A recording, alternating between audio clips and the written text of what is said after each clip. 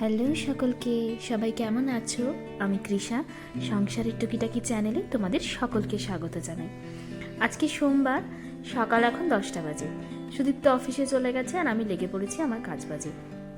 সপ্তাহে একদিন এই ওপরের স্ল্যাবটা ভালো করে সাবান দিয়ে ঘষে পরিষ্কার করি, নাহলে কেমন যেন তেল চিটে হয়ে যায়। আর এই গ্যাস তো রোজই পরিষ্কার করতে হয়, জানোই। আর এই গ্যাসটা না আমার ওই অটো ইগনিশন, সেই জন্য এটাতে না আর ওই সাবান দিয়ে পরিষ্কার করি না।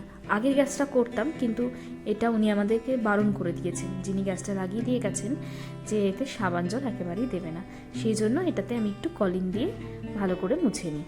আর তাতে দেখি ওপরেরটা তো গ্লাস টপ, বেশ চকচকও করে গ্যাস। আগের দিন একটা শর্টস ভিডিওতে তোমাদেরকে তো আমি দেখিয়েছি যে এখানে কি প্রচণ্ড পরিমাণে বৃষ্টি হচ্ছে আর তার সাথে চলছে ঝোড়ো হাওয়া। আর এর মধ্যে টেম্পারেচারও অনেক কমে গেছে।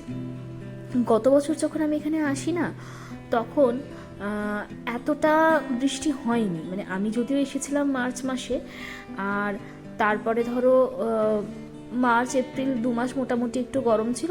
গরম বলতে তাও আমাদের ওদিকের মতো তো গরম এখানে পড়ে না, রাতের দিকে আবহাওয়া বেশ ঠান্ডাই হয়ে যায়। আর তারপরে ধরো ওই জুন মাস থেকে বৃষ্টি শুরু হয়েছিল, তাও এতটা প্রচণ্ড পরিমাণে বৃষ্টি হয়নি। বৃষ্টি হয়েছিল, তা আগের বছর তুলনামূলক একটু কম হয়েছিল। আমি যদিও শুনেছিলাম বিয়ের আগে যে এখানে নাকি অনেক বৃষ্টি হয়, প্রচুর বৃষ্টি হয়, যেহেতু পাহাড়ি এলাকা সেই জন্য বন্যাটা হয় না, জল দাঁড়াতে পারে না বলে। তো আমি না তখন অতটা বুঝতে পারিনি বৃষ্টির ভয়াবহতা, তো আগের বছরও এতটা বুঝতে পারিনি। কিন্তু এই বছর দেখছি বীভৎস বৃষ্টি হচ্ছে, এবং বিগত 7 দিন ধরে এতটাই বৃষ্টি হচ্ছে যে ঘর থেকে বেরোনো মুশকিল হয়ে যাচ্ছে। মানে যে প্রয়োজনীয় জিনিসটুকু কিনে আনবো সেটাও পাচ্ছি না।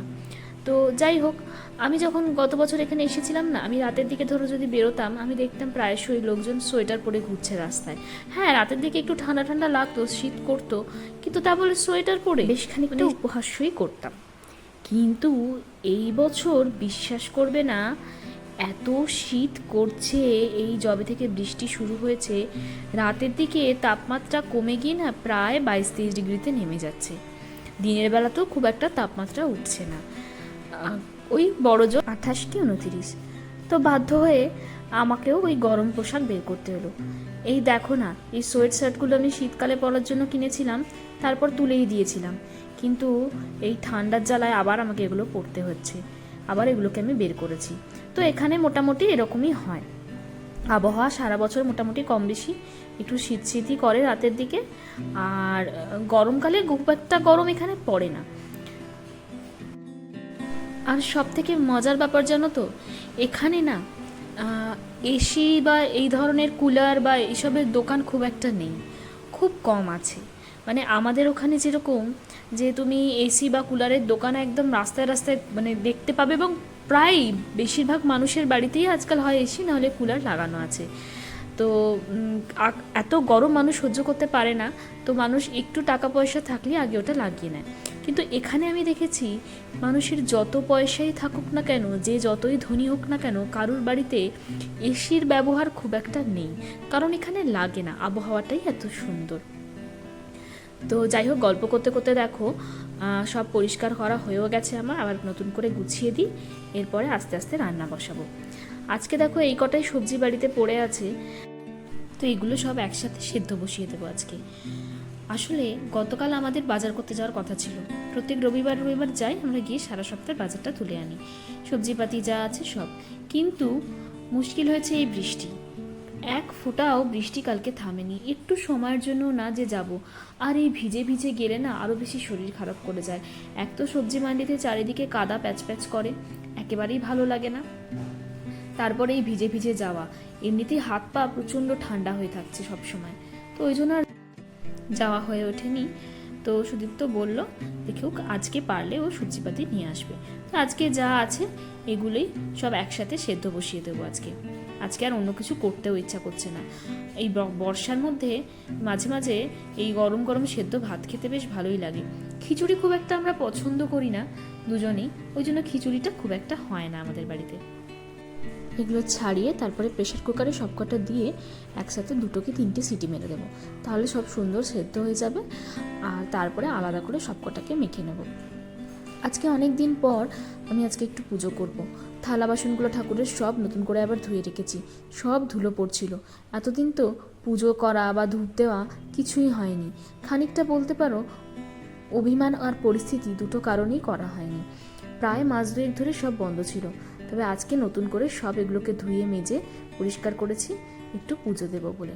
আসলে তোমরা তো অনেকেই জানো আমি বেশ কিছুদিন ব্লগ দিতে পারিনি, ব্লগ দেওয়া বন্ধ ছিল। যারা আমার খুব কাছের মানুষ তারা জানে কি কারণে। আমার বাবা একটু অসুস্থ ছিলেন, তো সেই সব নিয়ে আমার একটু ভগবানের উপর অভিমানই হয়েছিল। সেই কারণেই আমি আরও নতুন করে পুজো করা বা ধূপ দেওয়া এগুলো আর করতাম না। তো এখন অনেকটা পরিস্থিতি ঠিক আছে, তো তাই ভাবলাম আবার নতুন করে এগুলো শুরু করি। আসলে ভগবানের সন্তুষ্টি না, এগুলো নিজেরই খানিকটা মনের সন্তুষ্টির জন্য। দেখবে একটু পুজো করলে বা এই বর্ষার সময় একটু ধূপ ধুনো দিলে ঘরে একটা সুন্দর গন্ধও বেরোয়, আর অনেক অনেক বেশি পজিটিভ এনার্জিও পাওয়া যায়। তো সেই কারণে আবার নতুন করে আজকে আমি শুরু করলাম।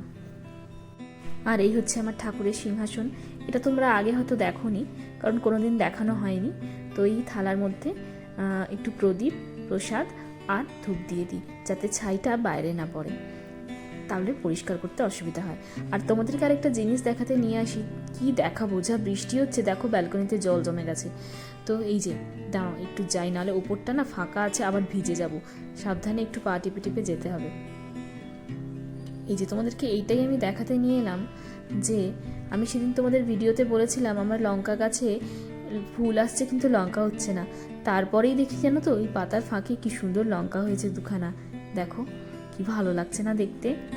দুটোই হয়েছে, বেশি হয়নি, তবুও গাছের জিনিস তো দেখতে বেশ ভালোই লাগে। আর ক্যাপসিকাম দেখছি অনেকগুলো হয়েছে জানো তো। এই দেখো এটা একটু বড় হয়েছে, এইখানে একটা হয়েছে, পাতার ফাঁকে ফাঁকে ওই দেখো ভেতরে আরও একটা। এগুলো কিন্তু বেশ ভালোই হচ্ছে, আর ফুলও আসছে প্রচুর। চাই তাড়াতাড়ি ভেতরে ঢুকে যাই বুঝলে, নাহলে আবার ভিজে যাব। বেশ জোরে পড়ছে বৃষ্টিটা। চলো, ওইদিকে আমার সবজিগুলো সব সেদ্ধ হয়ে গেছে, সাথে একটা আলুও দিয়ে দিয়েছিলাম আমি। এবার সবজিগুলো আস্তে আস্তে সব তুলে নিলাম জল থেকে। এই টংটা না একেবারেই বেকার হয়েছে জানো তো। ফালতু কিনলাম এতগুলো পয়সা দিয়ে, কিন্তু দেখছো কত বড় সব ফসকে যাচ্ছে, আর ভালো করে চাপাও যায় না, কীরকম যেন শক্ত মতো। তো যাই হোক, ওই প্রেশার কুকারটাতে একটু মটর ডাল আর দুটো কাঁচা লঙ্কা দিয়ে সেদ্ধ করতে বসিয়ে দিলাম। মটর ডাল সেদ্ধটা না এত ভালো লাগে খেতে। এই বিশ্বকর্মা পুজোর সময় আমাদের বাড়িতে রান্না পুজো হয় জানো তো, তখন না ওই মটর ডালটা হয় এরকম সেদ্ধ, আর পরের দিন ওটা শক্ত হয়ে যায়। খেতে যে কি ভালো লাগে কি বলবো, সে পুরো অমৃত।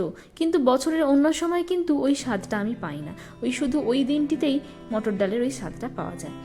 এদিকে দেখো অল্প করে একটু পেঁয়াজ, শুকনো লঙ্কা আর একটু রসুন ভেজে নিয়েছিলাম, দিয়ে ওই কাঁকরোল, আলু আর এই ক্যাপসিকাম সব একসাথে ভালো করে চটকে মেখে নেব। কুমড়োটা আলাদা মাখবো, এটার সাথে কুমড়োটা দিলে ভালো লাগবে না। আর এই যে রাঙা আলুটা আছে ওটার মধ্যে কিছুই দেবো না, শুধু নুন দিয়ে মাখবো। রাঙা আলু সেদ্ধ খেতে না আমার ভীষণ ভালো লাগে। তারপর যদি এটার মধ্যে একটু বাটার দিয়ে দেওয়া যায় না, আরও টেস্টি হয়। কিন্তু জানোই তো এখন ডায়েটে আছে, তাই বাটার ফাটার চলবে না, তো সেই জন্য আর দিলাম না। তবে সুদীপ্ত অতটা রাঙা আলু খেতে পছন্দ করে না। চলো, গল্প করতে করতে বেশ অনেকটা সময় কিন্তু পেরিয়ে গেছে। ঘড়িতে এখন প্রায় 2টো বাজছে। সুদীপ্ত আসার সময় হয়ে গেছে, ও ফোন করেছিল, আসছে, বেরিয়ে পড়েছে। এবার আমি খাবারটা আস্তে আস্তে বাড়ি। তাহলে ভিডিওটাও আজকে এখানেই শেষ করলাম। ভিডিওটা কেমন লাগলো আমাকে জানিও, যদি ভালো লাগে লাইক করে দিও, আর যদি এরকম ভিডিও আরও তোমাদের দেখতে ইচ্ছা হয় আমার চ্যানেলটাকে সাবস্ক্রাইব করে দিও। পারলে নিজের বন্ধু বান্ধব ফ্যামিলি সকলের সাথে আমার ভিডিওটা শেয়ার করো, আমার চ্যানেলটা শেয়ার করো, কারণ তোমাদের সাপোর্টটা আমার ভীষণ দরকার। আজ আসি, আবার দেখা হবে অন্য কোনো দিন অন্য কোনো একটা ভিডিওতে। ততদিন সবাই ভালো থেকো, সুস্থ থেকো। টাটা।